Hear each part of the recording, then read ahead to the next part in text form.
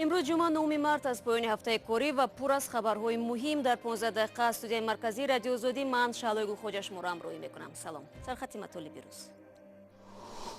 یک ماه بدون ویزا، مувофиқат در علامتگذاری مرزی و افزایش حجم تبادل مال و کالا. نخستین نتیجه های گفتگوی امام علی رحمان با شوکت میرزیویف در دوشنبه. امروز در سیاست خارجی ازبکستان جای اول را بهبود روابط با همسایه‌ها و به ویژه با تاجیکستان اشغال بود. یخها آب میشوند. پرزیدنت آمریکا دونالد ترامپ با ملاقات با رهبری کره شمالی موافقت کرده است. و پس از گزارش آزادی پول بین نویه‌های وحش و کوشانیان برقرار شد. Afrika soskadan ray odamguzar na ray moshinguzar jido shud. ساکنان تاجیکستان و ازبکستان می توانند برای 30 روز بدون ویزا به کشورهای یکدیگر سفر کنند. در این باره امروز 9 مارت در جریان سفر شوکت میرزیویف به دوشنبه سازش حاصل شده است. در این برابر هیئت‌های دو کشور در مسئله علامتگذاری مرزی، کمک ازبکستان در بنیاد نیروگاه راغون و افزایش گردش مال و کالا به موافقه رسیدند. این نخستین نتیجه های سفر دولتی شوکت میرزیویف به تاجیکستان است که صبح امروز وارد دوشنبه شد. میرزیویف را در فرودگاه پرزیدنت تاجیکستان ائمه علی رحمان و مقامات دیگر توجیک پیشواز گرفتند. امروز در سیاست خارجی ازبکستان جای اول را بهبود روابط با همسایه‌ها و به ویژه با تاجیکستان اشغال می‌کند. ملاقات روبروی رهبران دولت و مذاکرات هیئت‌ها با امضای 27 سند همکاری میان دوشنبه و تاشکند به پایان رسید. همکاران ما همین لحظه ها از قصر ملت برگشتند و گزارش مفصل به همین زودی ها در سامانه ما و آزادی ویدیو یوتیوب نشر می شود. همانگونه که یخی میان تاجیکستان و ازبکستان آب شد، ظاهراً در روابط آمریکا و کره شمالی نیز گردش تاریخی به وقوع پیوست. شام پنجشنبه در قصر سفید فرستاده کره جنوبی اعلام کرد که پرزیدنت آمریکا دونالد ترامپ با ملاقات با رهبری کره شمالی کیم چین اون موافقت کرده است. تفصیلات موضوع از سجیده میرزا. پرزیدنت ایالات متحده آمریکا دونالد ترامپ تا آخر ماه می با رهبری کره شمالی کیم چین اون ملاقات خواهد کرد. در این باره شام پنجشنبه رئیس اداره امنیت کره جنوبی خبر داد. او به واشنگتن آمد تا پیام پیشوای کره شمالی را شخصاً به پرزیدنت ایالات متحده رساند. کیم چین اون در پیامش به ترامپ ارزیابی برنامه هسته‌ای پخینیان را پیشنهاد کرده است. به قول مقامدار امنیتی کره جنوبی، کیم طرفدار خلع سلاح هسته‌ای است.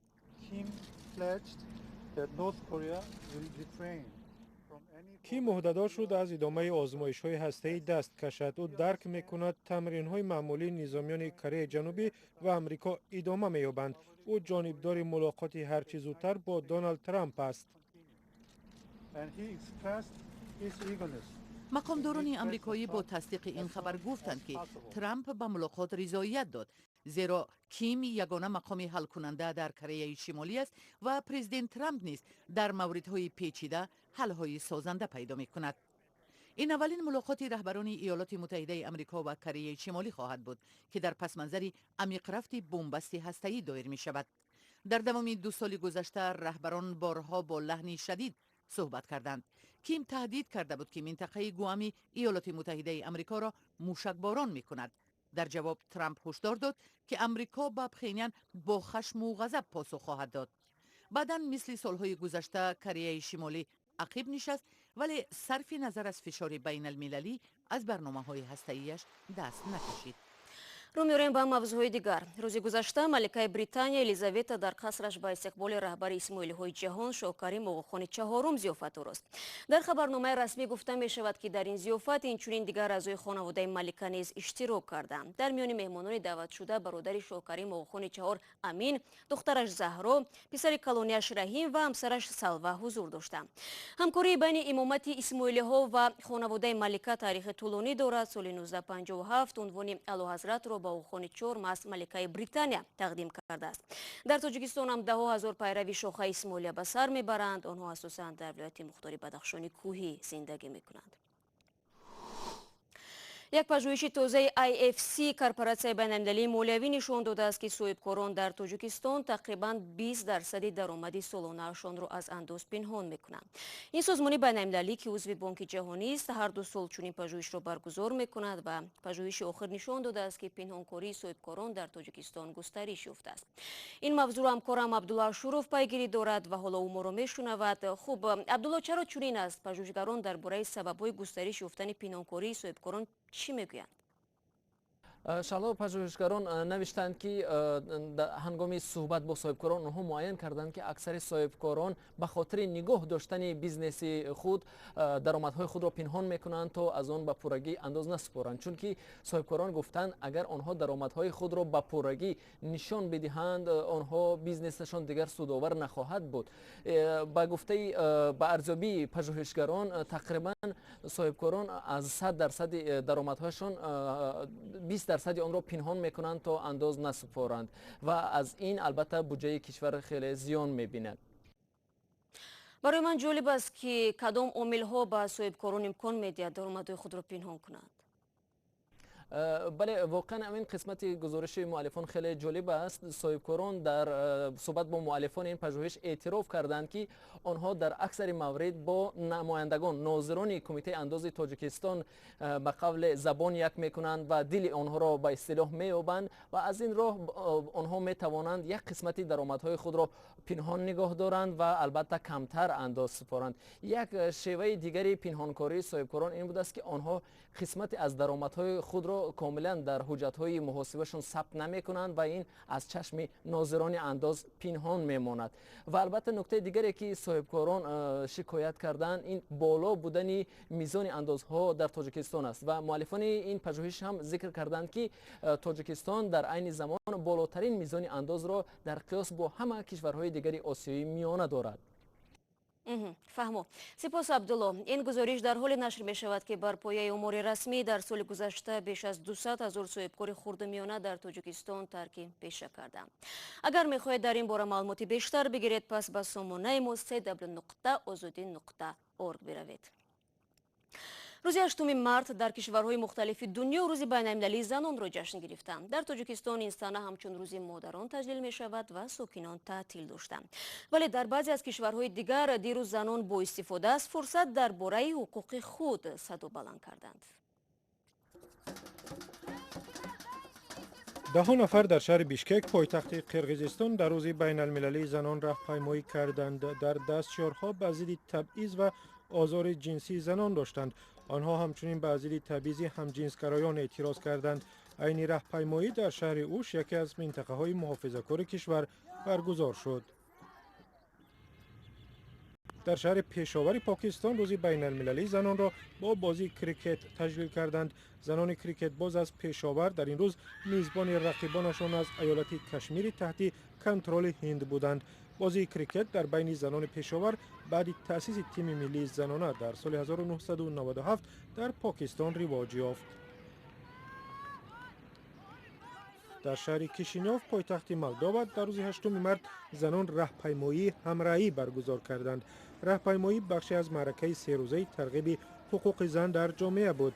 راهپیمایی در خیابان صورت گرفت که یکی از محله‌های اصلی گلفروشی در شهر است. اما شرکت‌داران می‌گفتند که ما نه گل بلکه حقوق برابر می‌خواهیم.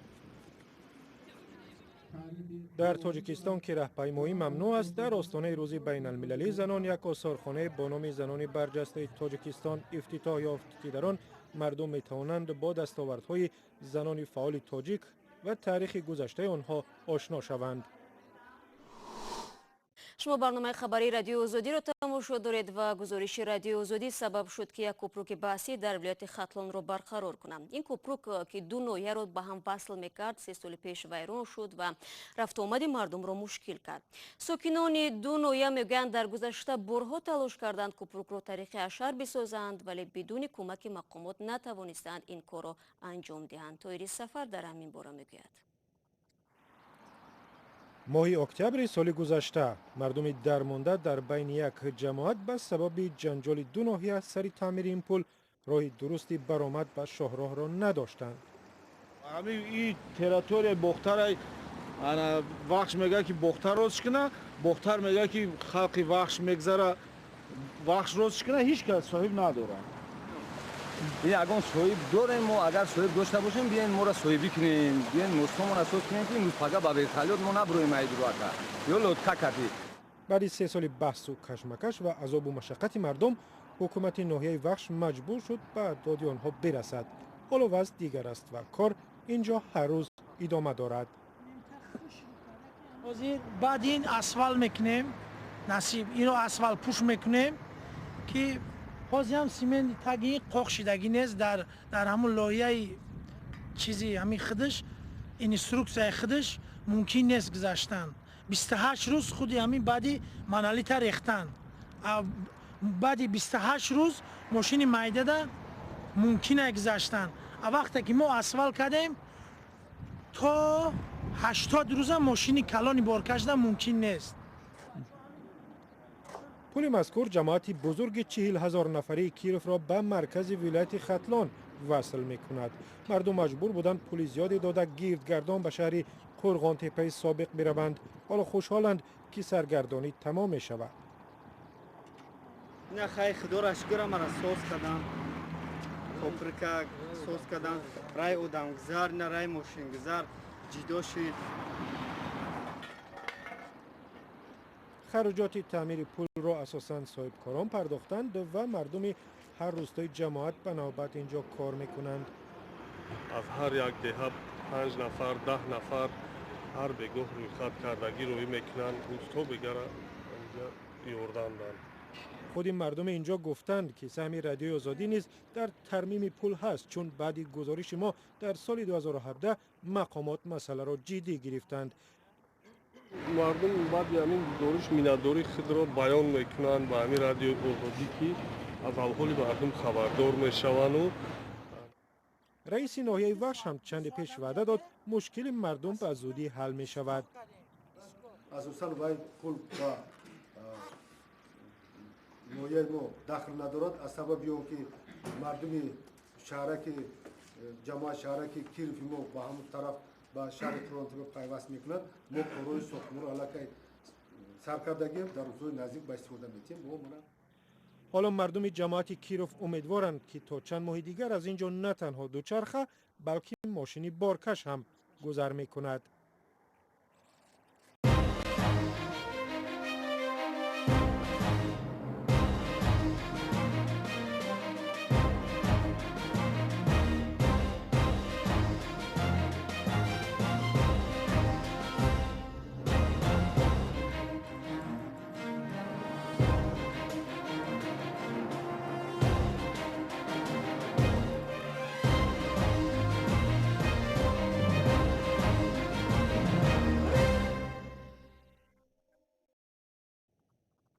барномаи хабари радиои озодиро идома медиҳем. бо мошини мошавӣ бодекшини сиёшавӣ мақоли маъруфест ки мешавад онро дар нисбати қаҳрамони навори баъдии мо истифода кард. тавре аз ин навор бармеояд ҳамнишинӣ бо одамони бад ҳатто бузина ва ё маймунеро сигоркаш кардааст. абдулла шуруф гузориш медиҳад.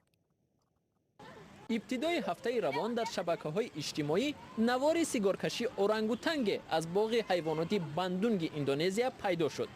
дар ин навор орангутанг сигореро ки яке аз зоирони боғи ҳайвонот ба ӯ ҳаво медиҳад, аз замин бардошта ба кашидани сигори рӯшан идома медиҳад. дар ибтидо муаллифи навор маълум набуд, вале баъдан эълон шуд ки онро шахсе бо номи Марисон Гутсиано сабт намудааст. ӯ узви ҷомеаи муҳофизони олами ҳайвоноти Индонезия мебошад. муаллиф иброз доштааст ки ҳадаф аз пахши ин навор ошкор намудани вазъи ҳайвоноти ин боғ аст. боғи вуҳуши бандунг ба хотири беаҳамиятӣ ва аҳволи бошандагонаш борҳо танқид шудааст. гуфта мешавад ки дар ин боғ фил ва зарофа аз гуруснагӣ ба ҳалокат расида буданд. баъд аз он наздики 1 миллион нафар зери дархости баста шудани ба истилоҳ боғи марг имзо гузоштанд. аҷиб аст. шояд ин бузинаро ҳанӯз мешавад ба тарки сигоркашӣ водор кард. вале мутаассифона чанде пеш ҳамин гуна дар Тоҷикистон уштуреро бо истифода аз эътимоди ӯ ба инсонҳо ба ҷои об арақ доданд ки боиси марги ҷонвар шуд. кирдоре ки нобахшиданист ва ҷое барои андеша кардан дорад. дар ҳамин ҷо бо шумо худоҳофизӣ мекунем. вале вебсайти мо шабонарӯзӣ дар хидмати шумо www.ozodi.org. ҳамчунин наворҳои диданӣ дар озоди видео ютуб шуморо интизоранд. То мулоқоти баъдӣ дар ҳафтаи нав.